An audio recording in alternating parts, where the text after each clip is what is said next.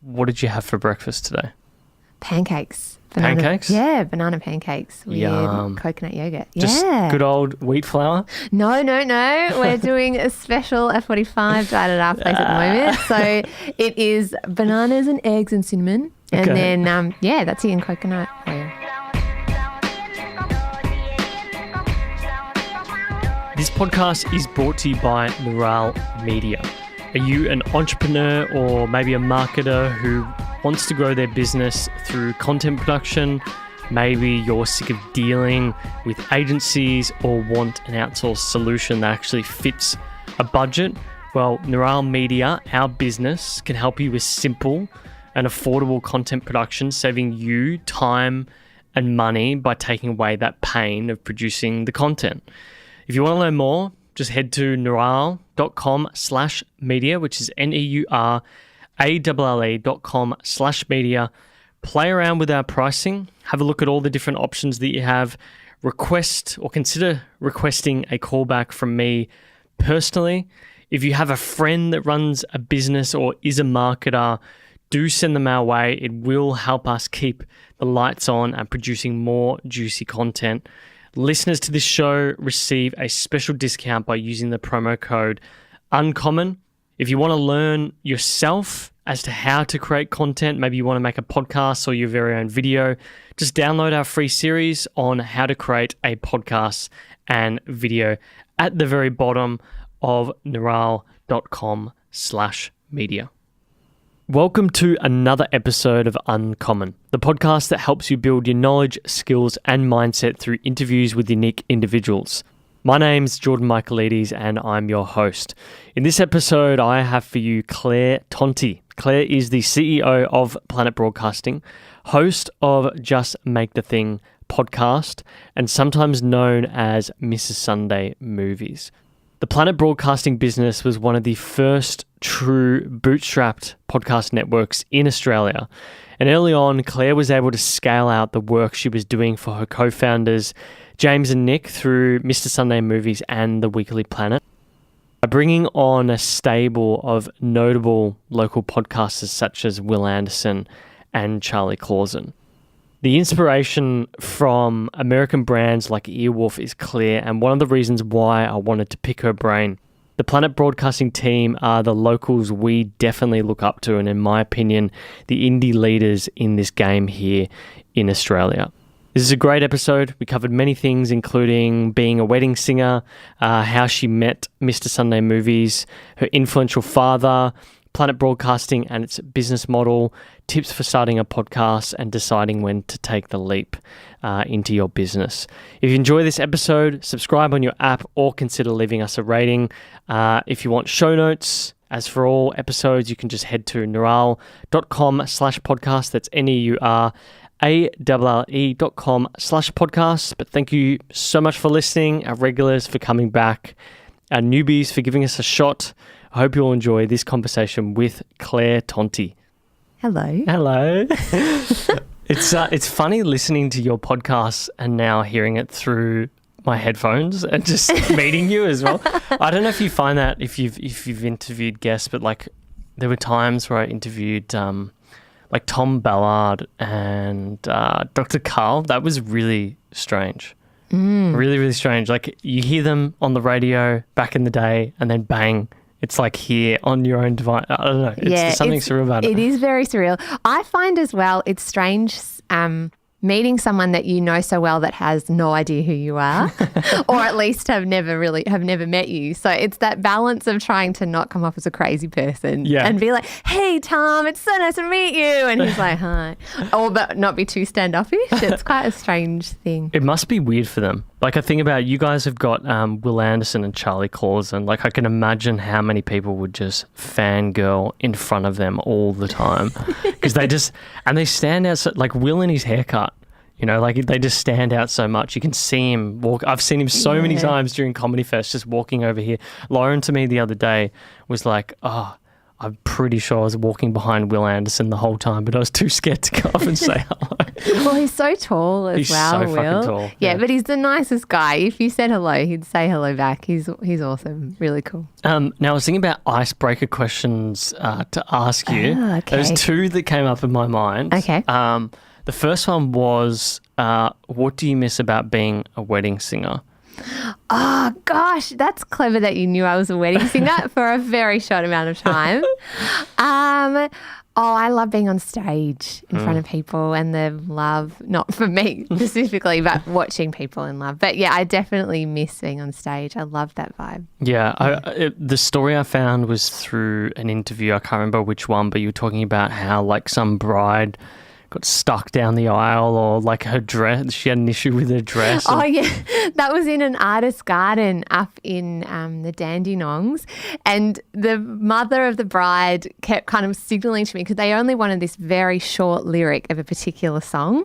And I just had to keep singing this like 2 lines over and over again. I probably did it like 20 times or something, while the mother of the bride's like, just keep going like this. I'm using an action on an audio medium. But yeah, that was quite funny. And I had to, by the 20th time, it had lost a bit of its romance. It's so funny that, because we were at a wedding recently and I was like, why are these people taking so long to come out? Like, it would be like one, of the bridal party and the groomsmen would walk out together, and then we'd be waiting for like a minute.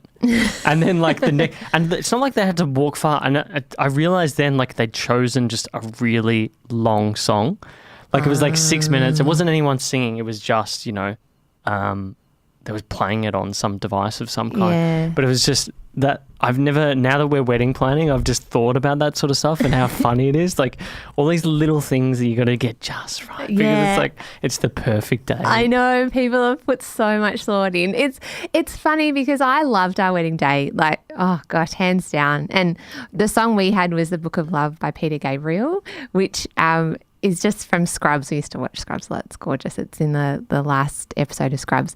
But it makes me cry every time. And our beautiful friend Mo sang it while we walked down the aisle. Oh. And I'm such a showman, because a wedding is all about show, right? It as is, well isn't as it? about the love of the person that you're with. But it's this sort of shared experience. And so I think that's what's beautiful about singing at people's weddings and also getting married. Yes. The shared experience with all the people that care about you, that you care about, and all of the stuff and all of the headache that goes in the lead up kind of falls away in that moment when you walk down the aisle. It's beautiful. Yeah. It's just you and that person, and yeah, it's gorgeous. Yeah, it's one of those things where we're starting to realise it is a bit of a show as opposed to about It can be. It definitely can be. But I think if you keep at the heart of it that it's just about, in the end, the two of you sharing what you love and with the people that you love, and that you love each other. That's the biggest part of it. Oh, so corny. Now, I was thinking about how the two of you, James, your partner,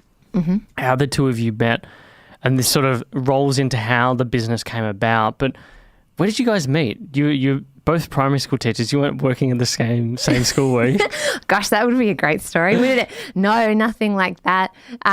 We were at uni, so I was 19, and we were at a fundraising ball. We used to volunteer for St Vincent de Paul for kids camps, and I was working sort of around organising the camps, and I'd set up a little committee to do some social justice work, and he would go to this fundraising ball every year because he did kids camps, but also all his mates would come along because it was like $50 for a ticket, or you could drink beer or something at that point.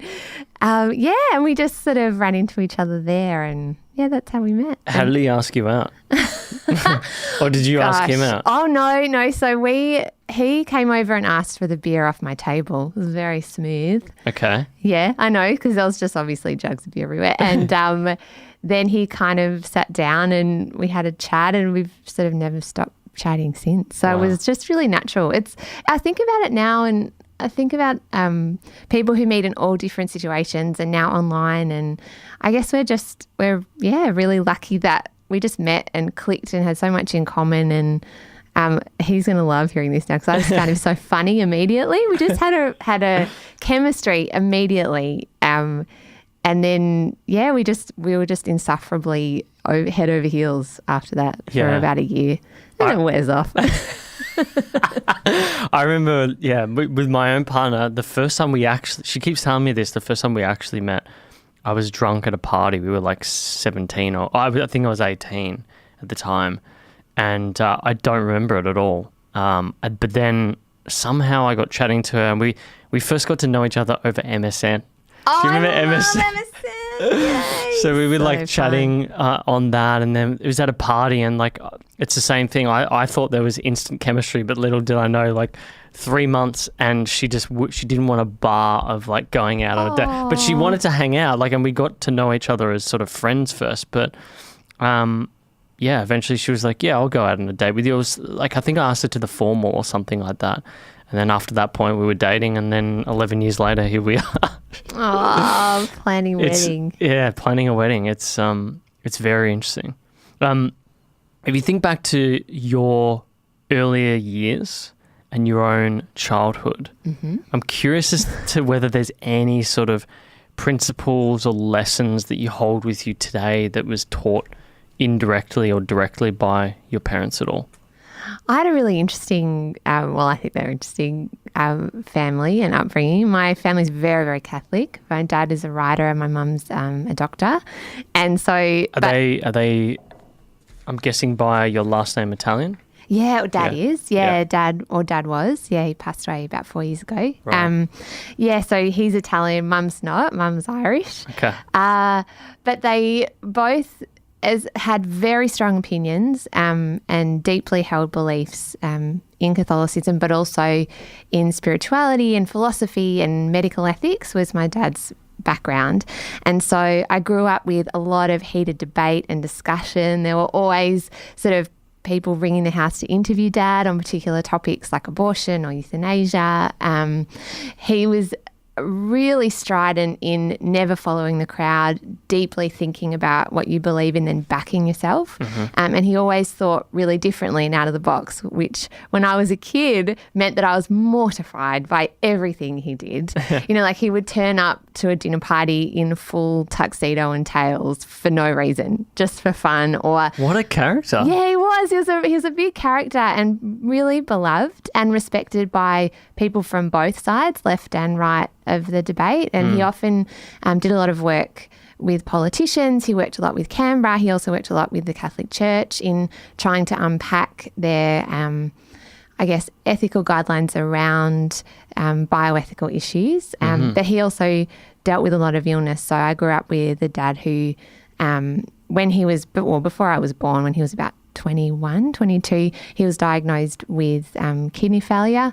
Right. And so he was told he wouldn't live past 30. So he was such an intelligent guy and was going to do law. And when they told him that, he decided to just follow what he believed in and decided to do philosophy and ethics and bioethics and just follow what his interests were because he just didn't think he'd be around. Wow. And so it just coincided with a time when he was about 30 where transplantation and medical ethics were really coming to the fore.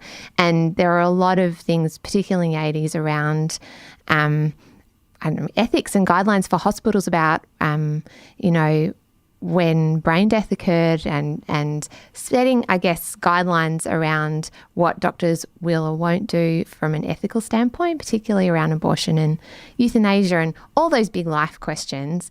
And so Dad at 30 was, on the board of St Vincent's Hospital and the first medical ethicist in Australia, and just this real force of nature. Like, I think I'm 33 now and I just can't even imagine leading a team of senior surgeons at 30.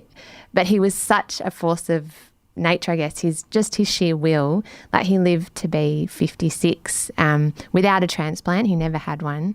Really? Yeah, he decided, and I don't want to speak for him, obviously.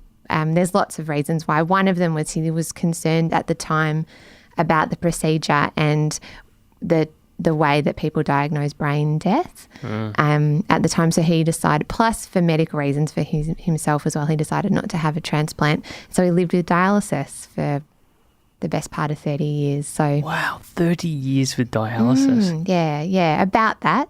And so I grew up almost my entire childhood really. I was in prep when he started on dialysis. He dialyzed from home. So I grew up in a household with this sort of writer who was always writing. He wrote a lot of books and textbooks and lectured.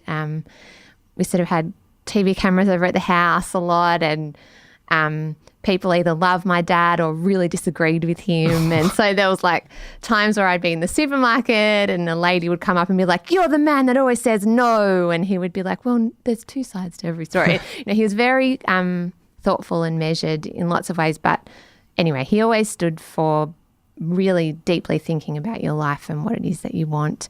And because he lived with the notion, and I think as a child even, I understood that he wouldn't be around forever because he was always in hospital. And so probably lived with the gravity of that situation. And then also the flip side of that, which is that life is impermanent.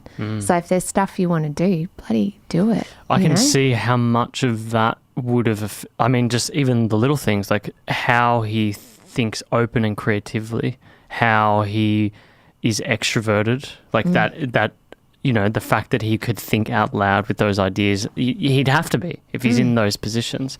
But also the fact that indirectly you have to deal with the realities of life. Like I remember when I was 5, and I'm only learning this now, it's affected I've got this sort of health anxiety because when I was like 5 or 6, my grandfather passed away and we were living at home with them at the time. So like my brain couldn't process, like I have a warped perception on disease and death and stuff like that as I've learned.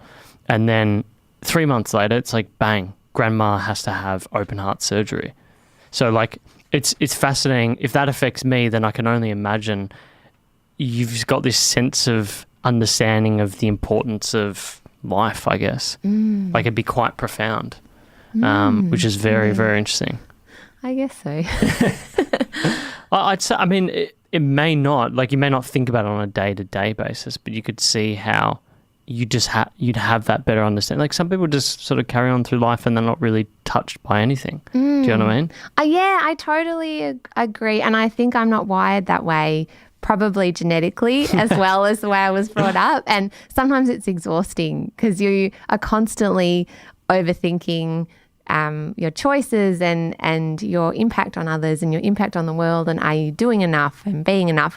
All those big questions that we grapple with. But the other side of it is that also you realise life is short and you've got to be courageous, and the big scary stuff in life ends up being the best stuff if you can be bold enough to grab it, you know, but it also doesn't come easily. So, there's downsides to also trying to think deeply about the choices that you make. 100%. I'm terrible at doing that. Sometimes I think too deeply about the things that don't really have much. Like how often do you find yourself sitting there going like, oh my God, what am I doing? How, you must have ways that you're constantly measuring yourself against, right? Oh yeah, completely. And I think living with both my parents are very high achievers. And so I don't know about your family, but living with people who are high achievers means that they never put any pressure on us to be or do anything. And all my siblings have explored different careers, but we've innately absorbed this really kind of ability to be really tough on ourselves and want to push ourselves and get out there. It's the immigrant mentality. Like as you probably got from my last name, my family's Greek, but it's the same situation. My mum is just Australian, sort of Irish background, Catholic as well. And then dad's family is Greek Orthodox. And it's just, it affects you in many ways you don't realize. Like that sort of passion you spoke about earlier at the dinner table, like when was it? Sunday night, we were out for dinner for my mum's birthday, and we were debating on like when is the right age to let kids to do things on themselves, like go by themselves down to the park and stuff like that. And it got to the point where my dad was like, look, enough. I've had enough. And like everyone, see, we're like super loud and everyone else in the restaurant is just like their quiet selves and everyone's like looking at us all the time because we're just so loud. And I can imagine that would be very similar for you growing up. But it's funny how sort of that passion for things folds into your life. the early years of podcasting, it was interesting doing that research about how you guys got into it through a few different interviews. I know you were originally a teacher, and then during your maternity leave for your boy, you were sort of working on James's podcast. It was the Weekly Planet that you were actually doing the ad sales for, not Mr. Sunday Movies, right? Or were you doing both? It was sort of an amalgamation of both, really. So I'm in the background. James is super creative and loves the video content and all of that, the stuff that he started with Mr. Sunday Movies. And then from there, the Weekly Planet was kind of born. In the early days, he just needed a lot of room to let him to be creative, and he tried a lot of different things. And I was sort of always there, but just trying to be as supportive as I could, because he's got this brain that if he's not making something, he's miserable. So he really has to be constantly creating stuff. But the flip side of that is that he doesn't like paperwork. He doesn't like admin. I mean, who does? But he's not got a brain for that stuff. Yeah. And so naturally, as Mr. Sunday Movies grew and the Weekly Planet grew, I started doing sort of advertising for both. And I guess the background and the foundations of what became our Planet Broadcasting and our company.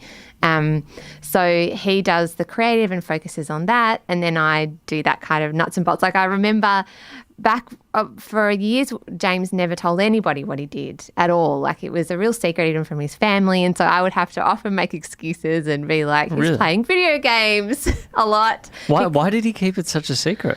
I think because it's so much a part of who you are, right? Yeah. And you have to be quite vulnerable to be like, I'm making this thing about Spider-Man. and it's not for everybody. Not everyone's into Spider-Man or into that world. And I think also he wanted to make a go of it without having to worry about people's expectations. Yeah.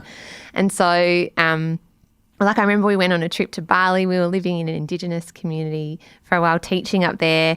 We went on a trip to Bali and we were in this beautiful resort, and he was just squirreled away in the cupboard of like this beautiful hotel room just recording about Spider-Man while I was like lying by the pool. It's that kind of stuff, I think. But that's the stuff you do when you're creating something and building something and you love it. Yeah, and you love it, exactly. I mean, as a teacher, my favourite stuff was helping kids to be creative and giving them the space to find what it was that they really loved. And that's what I miss about teaching. And I think what I love doing with James too is being able to give him the space and talk to him about his creativity and what he's making and what would make it better, or that kind of strategizing stuff. And that's what I miss about teaching. I don't miss some of the other side of it, but I miss the kids and I miss helping them find their creativity. Like I know one of my students, I don't know if you know the musical Matilda by Tim Minchin. So one of my beautiful students, I used to write musicals with the kids, and as I was student wellbeing coordinator for a while. So we put together a musical, and I was looking for a lead role for this particular one, and I did all the auditions, and everyone in grade 3 takes it super seriously. They're like practicing out the side. One little girl came in afterwards and said, I'm too nervous to perform in front of everybody, but can I sing for you?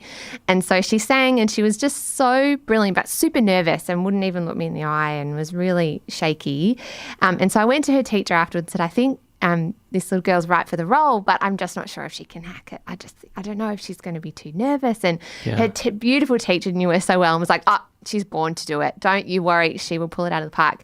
And she did. She was fantastic. She worked so hard. She was so diligent. She had a little clipboard and just came in so amazingly. And her mum's an actress, I found out later, but I really got to know her. And then it was probably 6 months later, she emailed me and told me that she was auditioning for Matilda. And I sort of thought, oh, good on you, mate. Like lots of the girls, a lot of kids audition for Matilda, like hundreds of them. And the auditions are really grueling. And, there's a lot of kind of kids with like professional show parents who are pushing them. Oh, God. Like Honey Boo Boo stuff. Yeah, exactly. And I was thinking, oh, you're so beautiful. Good luck. And, it's all a learning experience. Anyway, and she emails me a couple months later and said, I'm Matilda. What? Yeah. And she became Matilda in the stage where there was, I think, 3 other girls. And that musical is just so incredible. And it was very similar to the one a similar kind of story that we'd written as her part in my show. Not that I'm saying it's similar to Matilda by Tim at all. It was just a kid's show. Tim, g'day. Yeah, exactly. Claire's no, it wasn't anything like that. It was very simple. But I just felt, it was just really, I remember because it was, the show that we did was just about being bullied and standing up for yourself and not being afraid to be who you are and be different. And Matilda's got a very similar theme to that. And I remember going to see her perform Matilda, and I just cried through the entire thing because I've never seen someone born to do something. You know, like they must have just seen something in her having. She'd done choir before that. You know, she'd never done a show. Do you know if she's still acting now? Yeah, she is. I got a little email from her quite a while ago. So she is it's definitely her passion. So it'd be interesting to see where she goes next. But, I was thinking before about that, like, you know, whether it's a personality trait or elements from your former career as a teacher. I was curious as to what do you think has really helped you now with forming and running this essentially podcast network? Like, do you look back at things and go, oh, God, I'm glad I did that in my former life?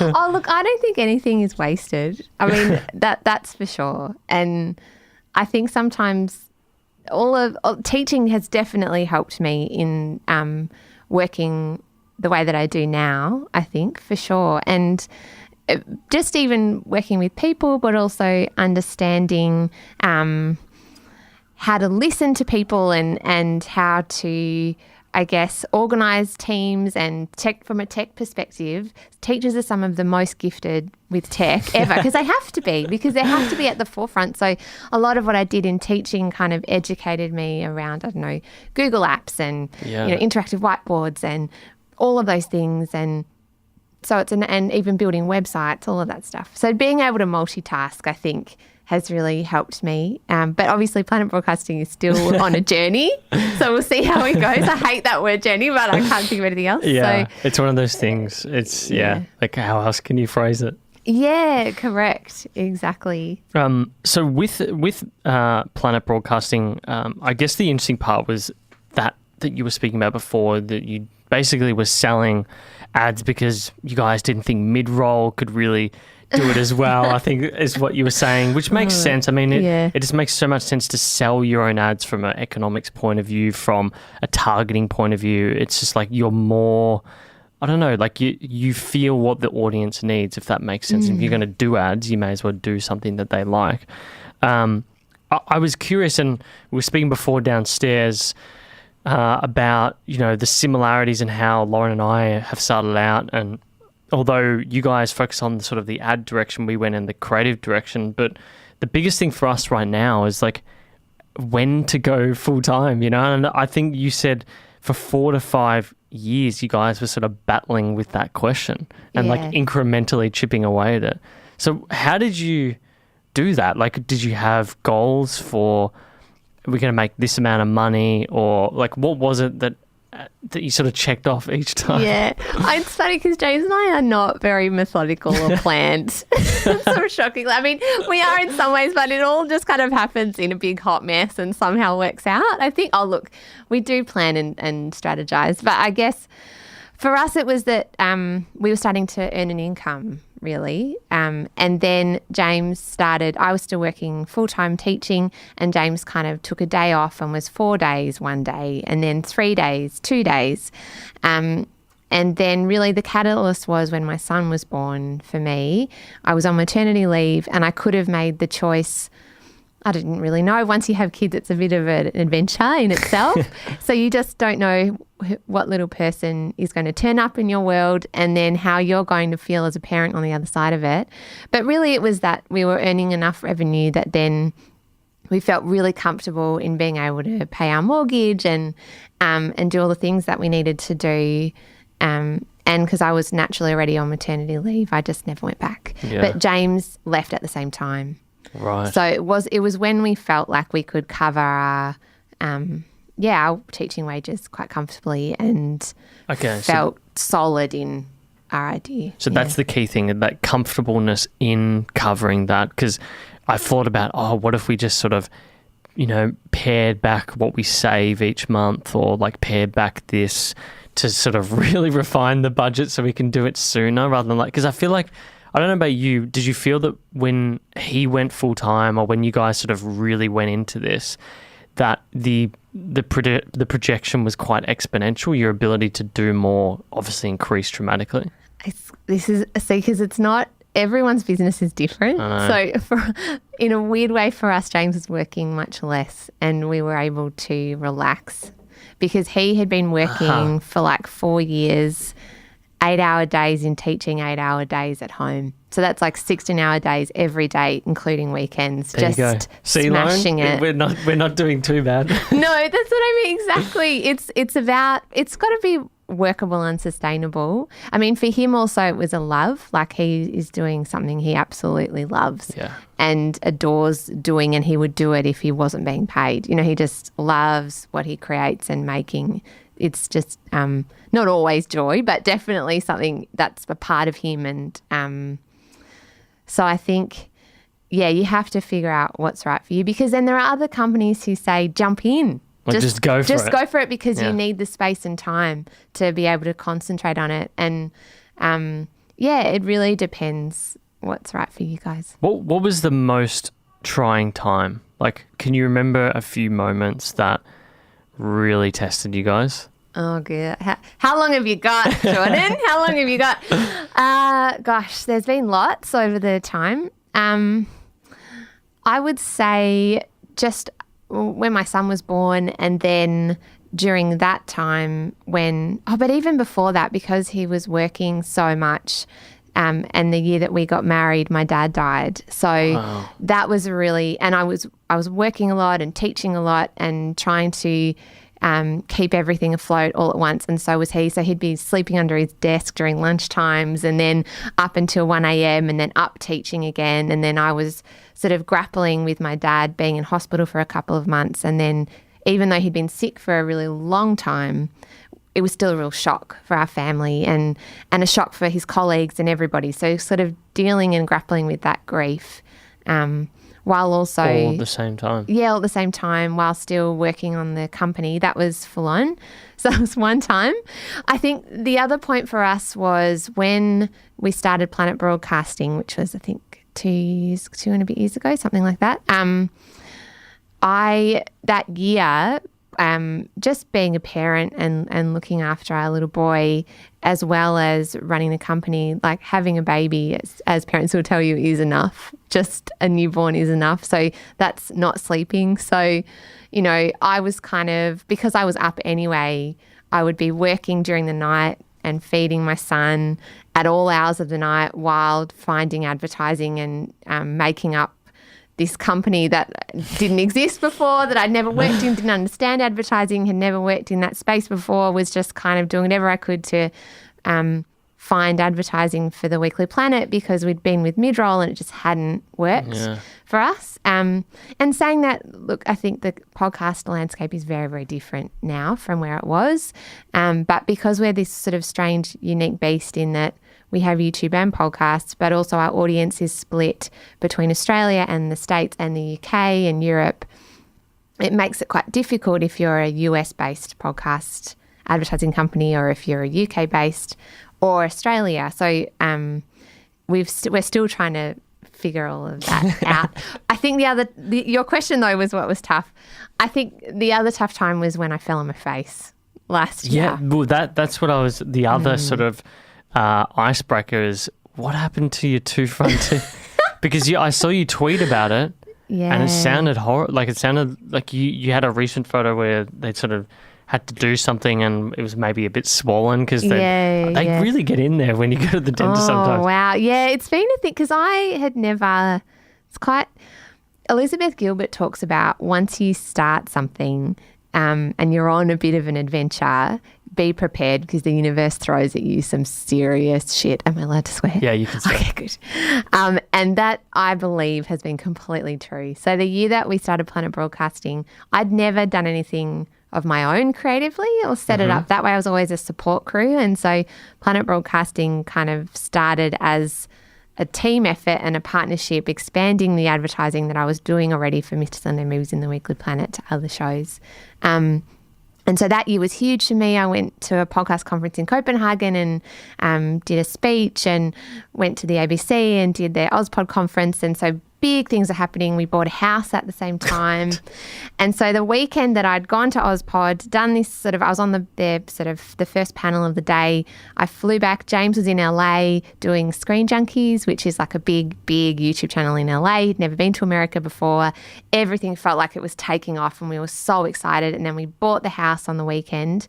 And then a couple of nights later, because I'd organised the house, buying the house and all those things, I was just running and I was trying to listen to a podcast to check for an advertising spot, plus walking the dog at the same time. And it was 8 o'clock at night, so I just put my son down, just trying to do too much, and then running down the street and just skidded on some gravel and just landed on a brick. Oh, whoa. And it was dark, so I was on the road by myself. God, I can feel that. Yeah, and it just shattered my 3 front teeth, like completely. I just felt them drop into my mouth. It was so gross. I'm sorry, podcast listener. This is gross. It's terrible true, story. though. These are some of the things that happens. And so I'm lying there on the road, and I could have easily been run over because it was pitch black, and a car pulls up in front of me, and this lovely guy, still don't know who he was, in his 50s, I think, opens his car door, and in the reflection just looks at me and goes, "Oh, mate, are you all right?" And I'm like,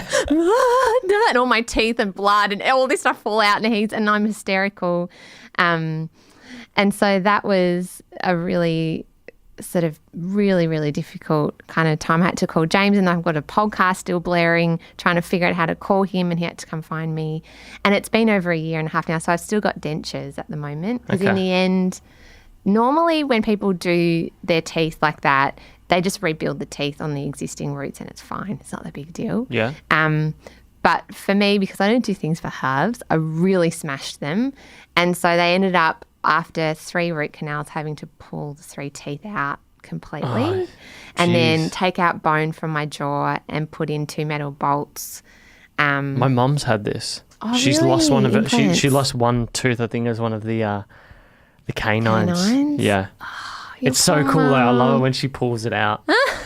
Like, Mum, show us your tooth. She's like, Yeah, it's super great. It's kind of amazing once you start how many people have had that kind of so stuff many happen. people have had so many. I mean, everyone's got their things with their teeth. I've been Right. lucky, but every single adult in my immediate family has had something. Like, God, my dad's had some shocking things where he had to have like a crown replaced or something, and the guy completely like ruined the tooth, and it had to just like, they had to put in a fake one. And I was listening actually to the Stepmates guys, who are sort of like this comedy duo, but they have a podcast with with a Melbourne-based filmmaker, and this filmmaker went in and had they like scanned his mouth. You know, they always get you in on the X-rays, and he was like, "Oh, we could take your wisdom teeth out if you want. Like, we could just do it here, because that's a procedure that happens now instead of putting you under."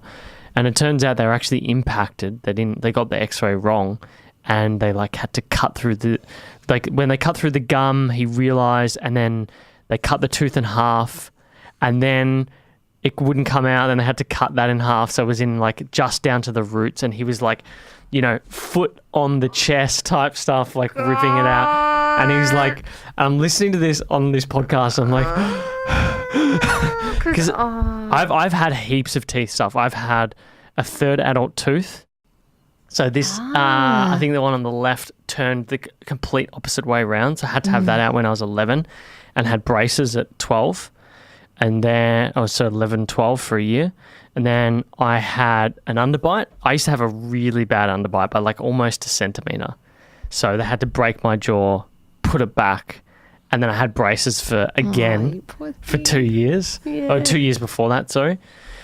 And I've had my wisdom teeth out. So I've had 3 operations on my mouth. Mate, yeah. you poor thing, I feel you. It's one of those things that you don't realise how brutal it can be. Like, I really felt, when you spoke about falling into that brick, I really felt that. Yeah, it's no fun. Yeah. I'm so sorry. Because the thing they don't tell you, because I'd never had even a filling before. So I had a real phobia of the dentist. Oh, really? Before I've never had a filling or anything. Oh, you've just had to have like teeth removed. Because when they take teeth out, like these ones particularly at the front, one of them was curled in.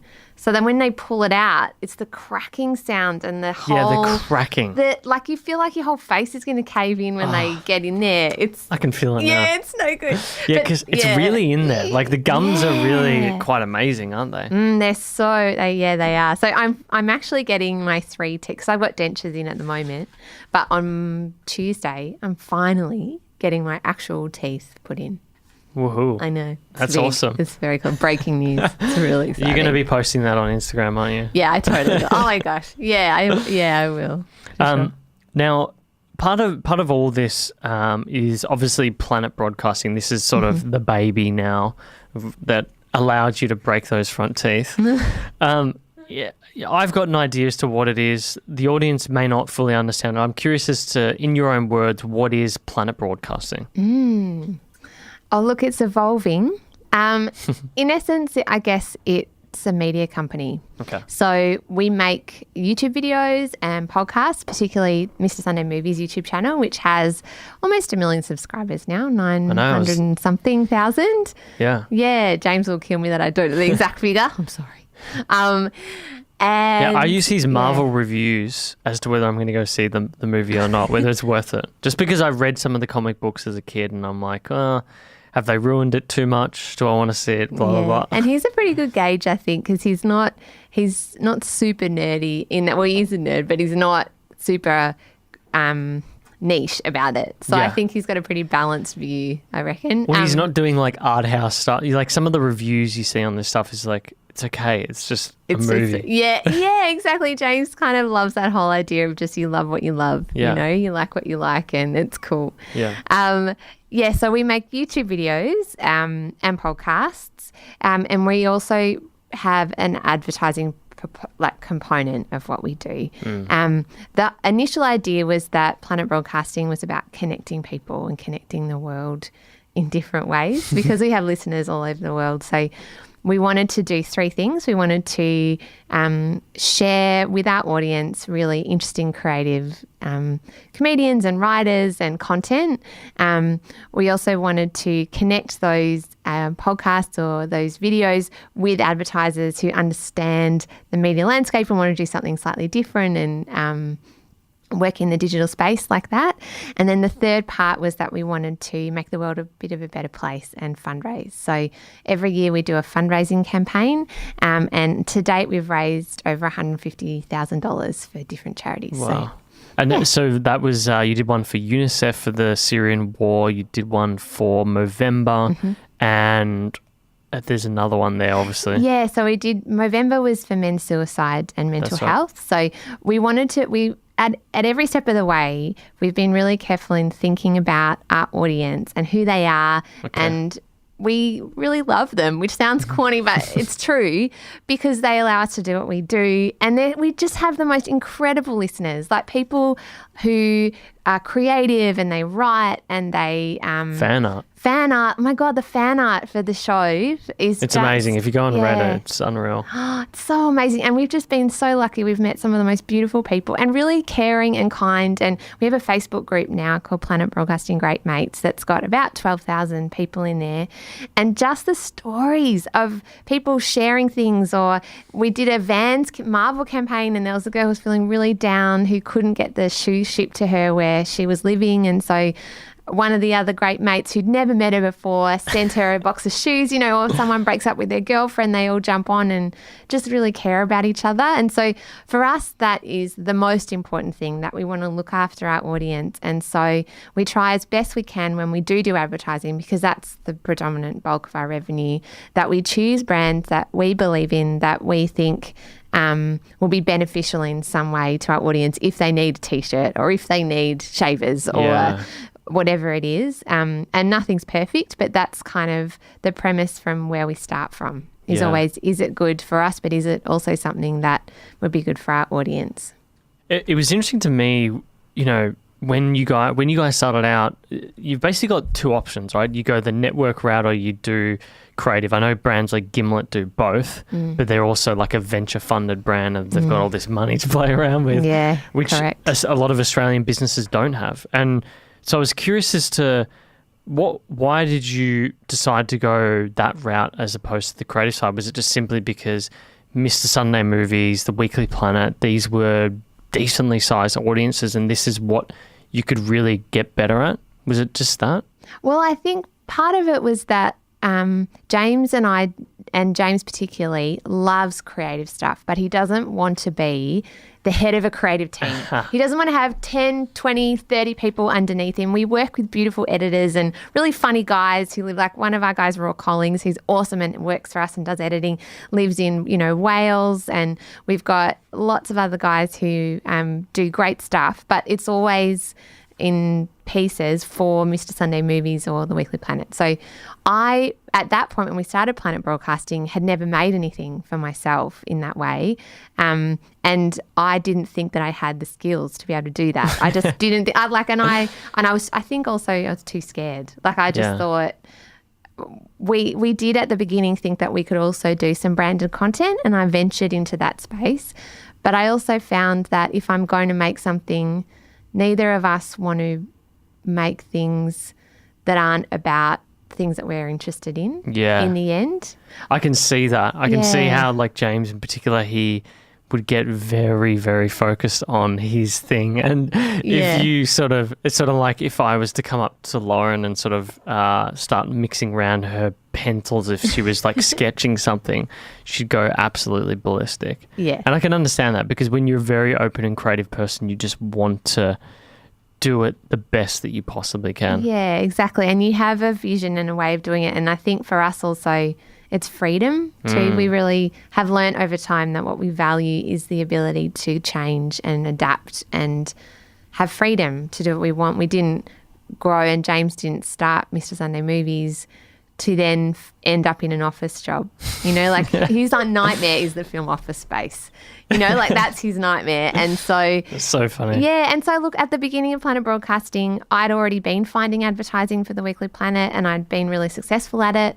And I felt I could help other Australian podcasters because at that time, the industry was just starting in advertising and there just didn't seem to be that many Australian podcasts with advertising on them. Right. Now it's very different and it's changed. So it'll be interesting to see where we go next. But at the beginning when we started, that was really the premise of it. And I felt like that was where I could help out other creatives. Also Nick Mason, who co-hosts The Weekly Planet, just adores the comedy scene and is a massive, massive comedy fan. He goes to everything. He takes the comedy festival off every year. He's a tram driver by day and night. That's right. Yeah, and he still does that. And so he just takes it off every year to go to all the shows. And so he knew a lot of writers and comedians. So it was kind of a natural progression that we would take some of them under our kind of umbrella. So was that the catalyst? Did Nick mention it to you guys, hey, I know these comedians, we could get them to start their own podcast and you can support them like you do with Mr. Sunday Movies and The Weekly Planet? Was it that the thing that made you go, we need to start Planet Broadcasting, or did you just have this idea in your mind? I think it was that I was looking for more that I could do in the company. And at that point, I don't even know if we were a company. I think we were just a YouTube channel and a podcast. And I think it was just lots of James and Mesa are always recording the pod at weird hours. So we were sitting around in our living room after we put our son to bed, and I was just talking about how I'd noticed there wasn't a lot of advertising. And Mason, we took on established shows. So it wasn't like we approached people to start podcasts. Yeah, yeah. They were already established, but with a lot smaller audiences than what we had. Yeah. And we thought that we could grow their audience and then help them find advertising. And we've done that. I think, that's sort of where it began. Yeah. Really. And I mean, you had, I think not long after the launch, was it Will and Charlie? Did they move over not long after that? They did, yeah, because Charlie Clausen was a big fan of The Weekly Planet and Mr. Sunday Movies for years. So that's how it got set up. He's like, they've started this thing. Yeah. on in. Correct. Wow. Yeah, that's how we met Charlie. And at that point, he didn't know what James looked like, so it was quite funny when they met. And they look quite similar, actually. They've got similar hair and similar beard. Yeah, I could see that. Definitely. They got that sort of, although Charlie's a bit more salt and pepper. Yeah. Although James is very salt and pepper too. Is he? Yeah, he is now, yeah. I haven't seen a recent photo of him. Oh, no, he's gone This very is why he salt needs and to start doing video.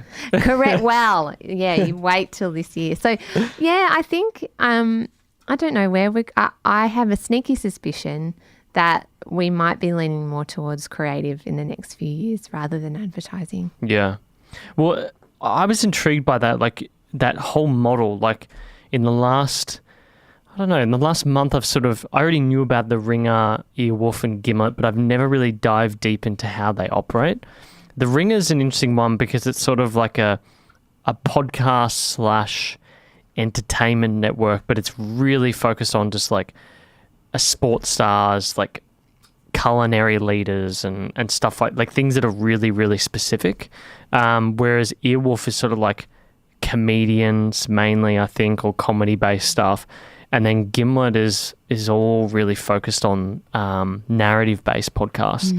I know you were talking about the business model generally in this Ozpod interview, but how does it work? Like, you know, do you guys go to someone and say, yep, we'll do all these things for you and we take X cut on advertising? Or what's sort of like the relationship like with these other podcasters? That's generally the model, yeah. So it's based on, a revenue cut of advertising, yeah. Yeah, and so in return, you just like sell their ads. Is there anything else that happens around that? Like, do you make sure that they've got studio or what sort of works out with that? So really, the podcasts we have at the moment, most of them, other than the Millennial Divide, which is one that I produce with a couple of my friends, which is awesome and people should listen, is they record and edit and do all of that themselves, and we help them out from a hosting perspective and an advertising perspective. And then we also promote them on our website and through our social media channels. So we have Planet Broadcasting social media and a guy that runs a weekly newsletter as well. So they sort of are promoted through all of our channels. We also do cross promotion as well. So they'll kind of guest on our stuff or we'll guest on theirs to grow the channel. We also do a little bit of kind of cross promotion through audio as well. Yeah, so that's really how it works currently anyway at the moment. So it seems like as the person who runs the network, it's the main focus is how do you monetize this thing? You know, you guys have been pretty good for live events. Like you've done a decent amount of live events now, I think. I've just seen them here and there for various different podcasts. So you've got that. There's obviously the ads. There's patrons as well, patrons, however you want to call it, as well. Do the things like merch get handled by networks, or is that sort of depends on the situation? I think it depends. For us, we value independence, and so our podcasts are very independent of us. So they handle all their own merch, all their own Patreon, all of those things. We obviously do our own merch for the Weekly Planet, Mr. Sunday Movies and Planet Broadcasting. So I handle a lot of that, and we also do have our own Patreons and all of those things. But predominantly the podcasts themselves are quite independent in how they run that stuff. Yeah. So what does your day-to-day look like? Oh, God. Never the same. The same. So usually, because I have a 3-year-old, and he spends a lot of time at home with us. So he's out for 2 days or 3 days a week now, but generally he's home with us. So we kind of co-share the parenting. And so either one of us is with him or one of us is working. So I do a lot of work on my phone in different cafes, different spaces. I usually try and get up early and get a jump on the emails in the morning. We both go to the gym together every day when we can, or we take it in turns. I think it's really important for your mental health to do that. And then either we might be filming something or coming to meet someone like you, or on phone calls with companies we work with in the States or in the UK. So because of the time difference with things, I'm often finding that my mornings are jammed, and then the rest of the day things are a bit quieter. Yeah. Because someone's generally US goes to bed, or the things kind of switch off around 8, 9 a.m. Yeah. So I have to try and get up early enough to contact everybody and email everyone back and invoice and all those things in that morning period before the US goes to bed. And then the UK wake up, I don't know, in the afternoon, 4 or 5. And then the guy that we work with who runs our site, Collings, is awake then. So I might send him an email around that time. So, yeah. And then you've got your own podcast. Correct. Yeah. So sometimes I'm recording that, or tonight I'll be zooming off to Brunswick because we record out of a studio in Brunswick. Or we record from home. So I generally record, just make the thing from home when I can, or from that external studio. And I also produce the Millennial Divide. So we'll be there as well. So yeah. You've got a lot. You've got a lot on your plate. There's a lot of stuff going on. Selling ads, hosting a podcast, producing a podcast, doing live, it's just nonstop. There's a lot of things happening all at once. Yeah. Now, and trying to be a present parent, I think. It's very hard. I can see why you would want to get a studio at home. Yeah, that's what you're thinking. Yeah, we already record from home in a setup quite similar to what you've got with a Zoom and mics, but we want a dedicated workspace. At the moment, everything's kind of all over the place. So we're currently building a studio out the back, and with a setup where, looking to start filming content. And so I think in the next couple of years, Planet Broadcasting will look very different. Okay. That's intriguing. Now, the other thing I was thinking about is the talent that you have. I mean, you went from 2 podcasts to, I think there's about 12 to 14 at the moment from count on the website. How does it, how are you thinking about getting new talent? Do people reach out to you? Do you reach out to them? How's it sort of worked out? Or do people talk amongst themselves? Sometimes people reach out to us. Sometimes I hear of a podcast, or I'm sort of, some of the creators within our network are making new podcasts, and they sort of submit and see whether it'd be something we're interested in hosting. So it really just depends. But as we were talking before, sometimes bigger is not always better. No. And I think I wasn't sure at the beginning, because I'd never run a company or a business before, how big I wanted this thing to get, and whether we wanted to pursue investment and kind of open it up. And I think at the beginning I envisioned something like Gimlet or Earwolf, and it would be that kind of scale. And maybe at that time we could have done that. But I realised very quickly that like we said before, we value freedom. I think you have to work out what you value. And I don't want to end up being the boss of 100 people, and running things in that direction. It isn't something that interests me. So yeah, it's something that we were talking about before. There's a book that I've got here. Where has it gone? It's called Small Giants. It's a very good business book. It's just about, I guess, brands or companies that have existed for at least 15 to 20 years that have built they sort of defined a category in a way, and they've built a business with less than 20 staff, or less than 10 staff in most cases. Some of them are just family run, and there's 5 people involved. So I would agree with that. It's that sort of, I don't know what the headcount is for Gimlet and Earwolf. I'd be interested to have a look at that, but I can imagine as soon as you take on venture capital, as soon as you start hiring over 30 people, it just sort of, it's not that it unravels, but it just becomes overwhelming. Something different. Yeah, well, I think in the end, you lose control necessarily of what you want the company to be, or your core vision. Not necessarily lose it, but you definitely, I would assume, have to compromise what it is that you want to do. And then I think also the more staff that you take on, the more responsibility you have then to ensure that the company keeps growing. I mean, that's consumerism, right? And capitalism. Bigger is better. And that's a lot of pressure, I think, because the digital landscape changes so fast. For us, being small means that we're agile. So if we want to change it up, like at the moment, we sort of have 4 full-time employees and that's it. And it works for us really well. And Mason still gets to drive a tram because he loves doing that. And I think for us, that suits us best. And I'm starting to understand that. I think falling on my face and all that stuff makes you reprioritize and think about what it is that you actually want your life to be and how you want to live your day. And I think growing up, as I did with my dad, who just didn't waste a second, it's made me realise life is too short to get too caught up in trying to, I don't know, hit the biggest heights. It's more about, are you doing work that fulfills you? Yeah, you know? And I'd agree with that. I think I've learned that slowly over the last few years. In terms of leadership, you've spoken a lot about Earwolf. Are there particular leaders other than Scott and his team at Earwolf that you really respect and look up to in this space?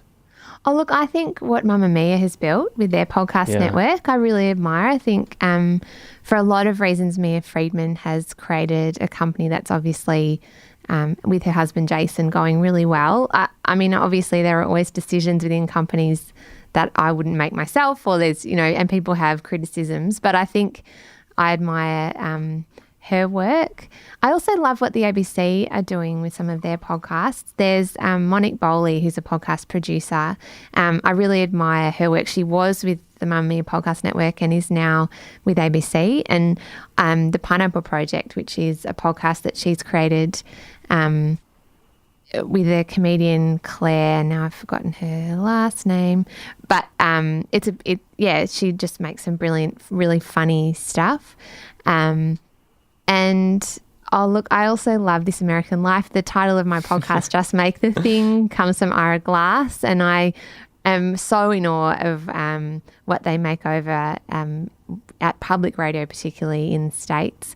And also I interviewed Helen Saltzman, who does the podcast Answer Me This, and also The Illusionist. And she is just so fun. Her and her husband now just travel the world. They don't have a fixed address. They're just making podcasts and living from wherever, just traveling. So she's super fascinating. I remember listening to her interview with Tim Ferriss. It was really good. It's so interesting. I interviewed her and it turned out it was quite a difficult interview because it was over the phone and she ended up in throat surgery the next day. So she had a really, really sore throat, and we'd been trying to catch up because I met her while I was in Copenhagen, and she's so fascinating. And I just, it was quite a difficult interview because she was obviously struggling, but she was such a trooper. And then, I saw her on Instagram, she ended up in hospital. So Jeez, anyway. What was wrong? What did she... I can't remember the name of it, but she had ended up having to have some kind of throat surgery. Yeah, she ended up with a scar. Jeez. I don't know whether it was an infection. But she's an interesting person. And Chat 10 Looks 3, I love Lisa Alden and Annabelle Crabb and the friendship that comes from their podcast. Oh, look. I love Annabelle Crabb's interviews that she does that. Kitchen cabinet. I love that. Yeah. I love how, because cooking and eating is one of those things where you sort of really have to be yourself, I find. It's hard to sort of mask yourself because you're on the one hand, you're concentrating on speaking, but on the other hand, you're also concentrating on eating. And so it's sort of, you can't control your own messaging in a way. Yeah, it's definitely, you get to see politicians in a really different light. And I love that because they often say that with kids, and I found with guys as well, that they often like to talk side by side. And you can often hear and learn so much more from someone when they're doing something else. Like I know, for instance, if you've got a little person and you really have a big conversation to have, having them in the car with you while you're driving is, A, they can't escape because they've got a seatbelt on, but B, there's something about not having the pressure of being, like we are now, and sort of side on. And I think that's something that Annabelle is also very disarming. And she can have... She does that really well. Yeah, she does that really well. Yeah, so I could go on. There's lots of people I admire. Before we jump into some short, fast questions, I was just curious, if you were to speak to a total newbie and you probably get this regularly because I know I get it enough, and you guys are a lot bigger than we are, about what you do if you just started a podcast right now, how you go about it, what would sort of be your process. So I'm curious about that. What would you do if you just had to help someone start a podcast from scratch? I get this a lot. Do you get this a lot too? I get it all the time. I used to get it, too. and I'd email them and I'd say, these are all the steps, and it'd be a really long email, and they'd never do it. Yeah. So I'd basically say, like, look, we can do it for you. Otherwise, sorry. But we ended up creating like a blog post series about it. But that to me was like the bane of my existence for a year. I used to get that question, how do you do it? Like, where do you start? And some of it is just they're genuinely intrigued, but some are like, oh, I want to do that, you know, and then they never do it.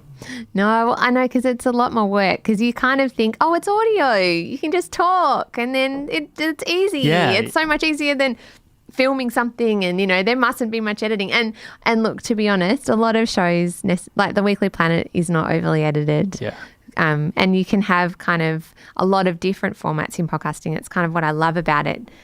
You can decide to have something that's more a story and heavily edited, or something that has a lot of different audio layers and elements, like This American Life or the Daily does that beautifully. Or you can have a conversation, like an interview podcast, or one that's more The Weekly Planet, which is almost like a chat show but with news and comedy.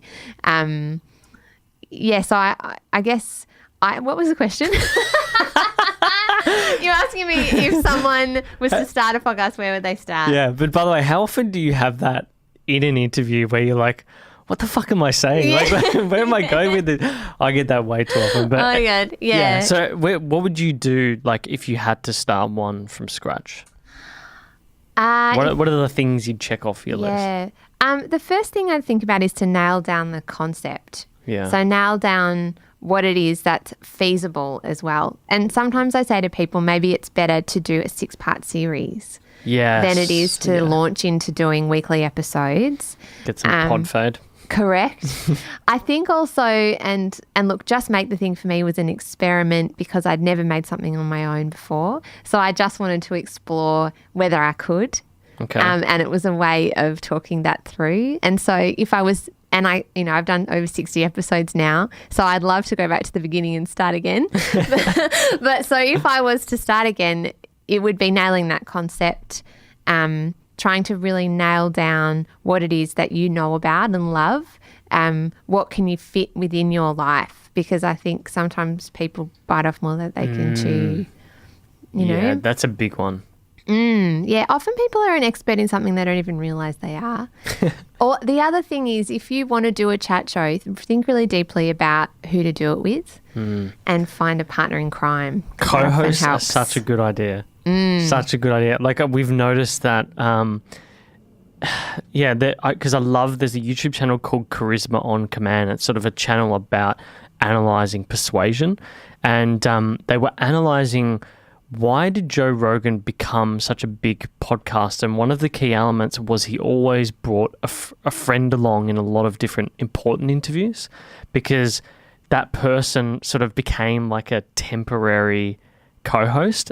You know, like, and you think you've got, like, I've got 7 pages of notes in. I think I've got it all mapped out. But there may be someone sitting there that just, you know, there's something that clicks in their head. And I find that co-hosts are such a really good way to get that. You know? Yeah, definitely. And there is something lovely. I think that's why Chat 10 Looks 3 works so well, because people are desperate, I think, for connection. You know, like we're social beings. Yeah. We are social beings, and sometimes social media can leave us quite disparate. And so finding someone or 2 people and listening to a friendship and that banter of a friendship, like I think about Hamish and Andy, and that's at the essence of it. No one cares whether they're talking about chocolate milk or like farting into a bottle. What it is that they are friends. It's the journey. It's the journey. Yeah, the journey. The journey. You know, but it's that chemistry, and people it's just wonderful to see that grow. So if that's the kind of podcast, and I think that's what The Weekly Planet has done for a lot of people, is the friendship between Meso and James is what people come back for, even more so than the movie news. I would 100% agree with that. Like, I just binge listened to 20 episodes of the Stepmates podcast, and I find that just the yin and yang of the two personalities of the Stepmates guys just really, like, I just want more. Like, do you know what I mean? So it just makes you really appreciate it. And that thing about Hamish and Andy is so funny because I remember speaking to Luke Kidgel, who's a comedian, and he loves Hamish and Andy. And he was just speaking about the thing that actually makes Hamish and Andy funny is the journey. Like the fact that they go on this ridiculous, like that. What was that perfume that he made? Andy by Hamish? Yeah. That to me is just like, that is one of the most brilliant Australian memes ever made because they made this thing and they sold out at Chemist Warehouse, this perfume. Like, and it's just an ordinary perfume, but yet they managed to do it and make it funny. Yeah, I know. All right, short, fast questions to finish you off. Sure. We got a little taste before, but what does sort of your morning routine look like each day? Coffee. Yep. I love nice strong coffee with soy milk. I'm dairy free, and a whole lot of emails. And then I try now and go for a walk just with the dog, not for exercise, just to clear my head. Yeah. And I just go for 10 minutes around the block, and that's been a game changer. Okay. Yeah. Are you a phone scroller in the morning at all? I was, and I'm trying really hard not to now. I have my phone in another room because I was waking up at 5, 6 a.m. and just answering emails from bed. And then that puts you, then my son wakes up and suddenly chaos ensues and I haven't had a second. So now I try really hard to get up. I go for a 10-minute walk with the dog. That's just about breathing. I really admire Turia Pitt, and she has this beautiful morning routine where you do 3 gratitudes and then ask yourself, what is it that could make this day great? Okay. And so I found I'm trying to protect my mindset because I think if you spend too much time online looking at screens, and look, I think Joe Rogan talks about this, Tim Ferriss talks about it too a lot, that if you don't protect your mindset, you can, particularly when you work in the digital space, you can end up with anxiety and a lot of things. So for me, that's really precious, that little 10-minute walk, the what am I grateful for, no screens, no podcasts, because I was listening to a podcast every minute of the day if I wasn't working, and that's not healthy either. So in an ideal world, I mean, obviously that would be my morning routine. Get up, go for a walk, 3 gratitudes, what would make today great, nice strong coffee while I answer my emails, and then I get my son up. I think that's a good way to do it. I think that because I just finished reading Deep Work, that and because I have this health anxiety, I've realised how distracted I can become with phones and screens, and I've made some pretty rapid changes in the last 6 months, but it's always been there in the back of my mind, being a fan of Tim Ferriss in particular, like that sort of optimizing life thing that I love, but it sort of really just creeps back in, particularly social media. Like I'll make any excuse like, I definitely need Instagram on my phone because like I work in media and like I need to be paying attention to this. But now I have like a 15-minute timer each day, so I can't really go over that. That's great. Evening routine, what does that look like? So put my son to bed. Yep. Depends. Some days it's put my son to bed, make dinner, go to produce a podcast or do an interview because or every week I also catch up with a group of girlfriends because I find when you work by yourself or with my husband but we're always at home, I miss that buzz of school and I love being around people, and so I really miss that. And so every week I catch up with a group of girlfriends and we rotate through people's houses, and so have dinner at each other's houses. Someone cooks and otherwise James or I cook dinner and then we sit together with our son and eat. And we're trying to teach him gratitude too. So we hold hands and we just say, what are we all grateful for, and go around the circle before tea.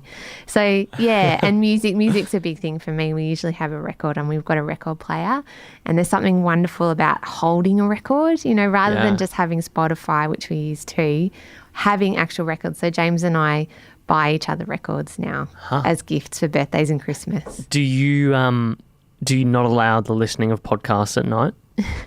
God, no. No, we have no rules like that. Because we're always listening. James particularly is always listening to something. Okay. So no. And look, this is all ideal world stuff. A lot of this goes out the window when life happens or there's a big campaign due or video due or I can imagine. Whatever. Best purchase under $200.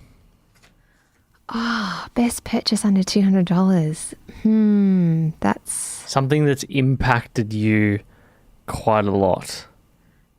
Oh, look, that's actually a really hard one to think about because I'm not a big consumery person. Like I don't, maybe the NutriBullet. We love They're that so thing. good though. They're so good. Yeah, we make a lot of smoothies in our Yeah. house and it's fast and I know I can shove in all of my stuff from the garden. Good old breakfast smoothie in the morning. You yeah. can't beat it. You know that you've started your day right. You've got your greens, you've got your eggs, you've got your protein, fruits, your protein, whatever. Peanut butter. Yeah, exactly. It's all in there. And at least if all the rest of the day goes to hell, you've got your morning green smoothie started and you can feel smug. Oh, the smugness. I love it. Yeah. I had a green smoothie. Yeah, correct. If you could have a billboard anywhere in Australia, where would it be and then what would it say? Where would it be and what would it say? Oh, I would have to say just make the thing, wouldn't it? And, oh, look, I love Melbourne. I just love it. And I love that. I love Flinders Street Station. And there's anywhere in Federation Square or up there on the corner. Yeah, there's a big iconic billboard. Yeah, I love that one. Yeah, on the corner of above actually the hotel. Yeah, which is, and now I can't remember. And it's got that portrait of Chloe. Yes. That famous portrait. Yeah, what is that hotel called? It's slipped my mind, but it's across the road from Flinders Street Station on Swanson Street. I can't believe we've forgotten it. I know, because it's so iconic and now it's gone right out of my head. Anyway, but yeah, that's where I would it. put it. Yeah, exactly. Yeah, just make the thing, I think, is because for me, that's what I always think in my head as someone who overthinks things. You just keep it simple. And just do it. Mm-hmm. Well, look, Claire, it's been a real pleasure having you here. I've wanted to have someone on to talk about podcasting and the business for so long, and you're the first. I've been trying to find someone and thought, no, I'm not really worth it. But yeah, what I think you guys are doing at Planet Broadcasting is fascinating. I've got the tune of James. He always, on all your podcasts, it's sort of brought to you by your great mates or something like that. And it's always in my head because I listen to Tofop and I love Charlie Clausen because I'm a St Kilda supporter. And so the two Charlie's guys, awesome. What is it? Two Guys, One Cup is such a brilliant podcast. And just hearing all that, it's, I think you guys are doing some fascinating stuff. And thanks for coming on. Jordan. Oh, thanks for asking me. It's been a pleasure. And you guys are doing incredible work too. It's great to meet someone else who's working with their partner. Hey, I have to meet Lauren too. We're trying to replicate you, so. Oh, God. It's a fool's errand. Where can people find you on the interwebs? What's the best social media platforms, a website, etc.? I love Instagram at Claire Tonti. That's Planet Broadcasting is just planetbroadcasting.com. So you can find all of our shows there, James's videos, his content, my content, and the Millennial Divide. All of the shows that we make, including Tofop, is there at planetbroadcasting.com. I'm also on Twitter at Mrs. Sunday Movies, though I'm there less. It's a very angry place, Twitter. I've had to move away from it. It's just because I'm sort of politically agnostic. I have people on both the left and far left and far right and close to centre and all that. And it's just, it becomes a bit of a whinge fest, doesn't it? Yeah, and I just think you've got to protect that mindset. Yeah. And you've got to figure out in your day what's healthy for you to have in your mind. And for me anyway, I love Instagram because I love images as well. But it's a very kind of inclusive space and generally really friendly and wonderful. So yeah, at Claire Tonti. Awesome. That's how you find me. Oh, on my podcast, Just Make the Thing. Yes, and Just Make the Thing. We'll make sure we provide links, guys. Claire, thanks for coming on. Thanks, Jordan. Cheers. Bye. Thank you for making it to the end. Before you run off, we need your help to grow this audience. Subscribe on your podcast app. Subscribing will give you priority access and help your fellow-minded listeners find Uncommon, or consider sharing this with a friend who you think would enjoy these sorts of episodes, and this will go a very, very long way in helping us build the audience. Don't forget to like us on Facebook and Twitter, or consider subscribing on YouTube as well. You just need to search for Neural, Neuralle, or consider following us on Instagram as well by searching Uncommon, UNCOMMON. But until next time, thank you so much for listening.